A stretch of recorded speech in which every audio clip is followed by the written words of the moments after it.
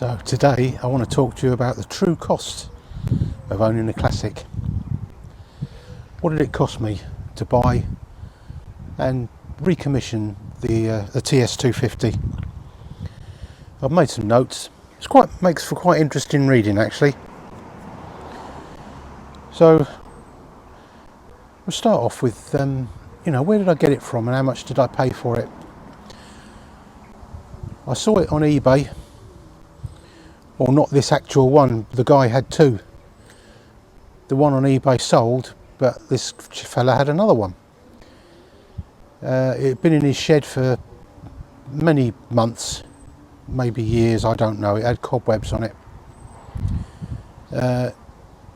It started up, surprisingly. Tyres were a bit flat, but it started okay. And we agreed on £1,000. So it cost me, I thought that was a fair. I offered him, he said, how much were you going to give me for it? And I just said, I'll be fair, I think it's worth £1,000. So that's what I gave him. Rode it home, job's a good one. So then starts the recommission. Let's go through the prices and what I bought. So, I've made a little list, in no particular order. Front tyre and tube, so they were really old and manky, you know. The front tyre was actually the original one from 1977, so I don't want to be scudding about on that. The rear tyre is actually quite good, and it's a Metzler, good tyre. So I bought a Michelin tyre and a Michelin tube. That was about £60. I'm rounding these up to the nearest quid, or pound if you want to be posh, but I'm going to say quid. Brake shoes, £11. A new spark plug, £8. Intake hose, £27. That was quite dear. For the rubber intake tube, it's only a bit of rubber, but at least you can get all these parts. That's another good thing about the MZ.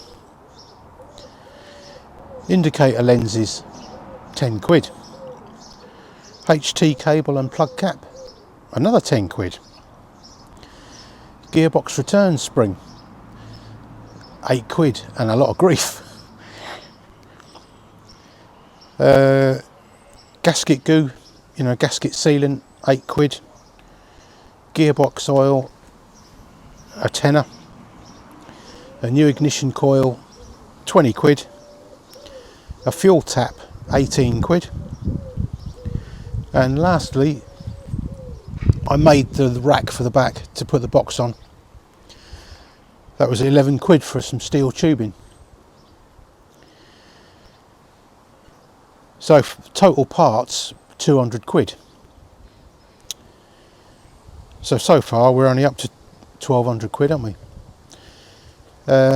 Tax insurance MOT, it's 1977, so in the UK it's tax exempt and MOT exempt, so we've got no costs there. Insurance, because I'm an old fuddy-duddy and got maximum no claims, £65. That's a bargain, isn't it? So the total to me, 1266, which I haven't made any money. I reckon that's worth about £1,200. So I'm only going to get my money back, and I've done a shit ton of work, haven't I? So that's the cost to me. So what if you wanted to do this and you're not mechanically minded? If you had to farm that work out, I did find out the cost of an engine rebuild from someone that's does it on the side, not an expensive place. That was £360 to pull that engine apart and replace that spring and any seals or whatever it may need. The tyre I fitted myself. It costs about £20 to get a tyre fitted. All the other repairs and faffing about I did, I reckon I had about 10 hours on it. So an average labour rate from a backstreet garage, somebody, you know, a little garage, not a main dealer, I'm guessing £50 an hour. A main dealer is going to be double that, but we'll say 50 quid an hour. So if you paid somebody to do the work that I've done, you're looking at 880 quid. So that puts the price of the bike up to 2,146. I bet there are some of you adding this up, aren't you? See if I've got it wrong. I probably have. So this isn't worth £2,146, is it? So the moral of the story, buy the best you can afford. If you see one for sale, a project bike, and you can do it yourself like me, all well and good. But it may be a bargain price, but we now know why it's a bargain price.